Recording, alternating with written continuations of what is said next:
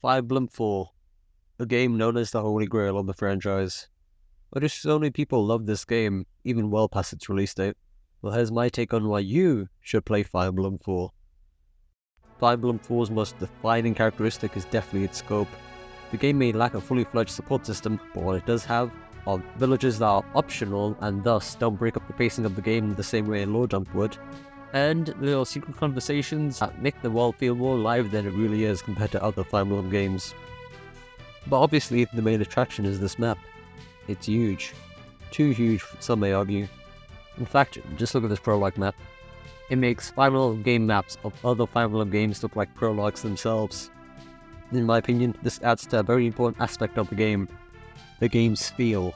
By the game's feel, I'm referring to the game's immersion.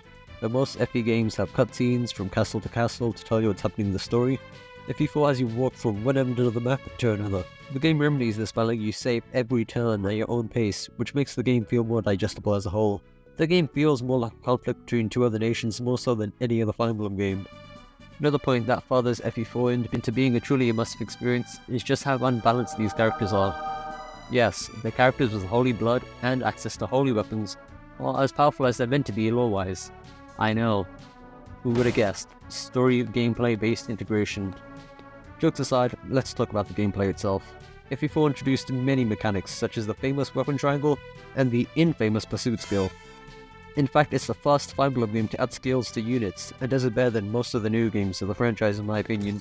They also made critical hits restricted to weapons with over 50 kills, as well as anyone with the skill built in, so gone are the days of having 4 hours of your life wasted by a 2% crit.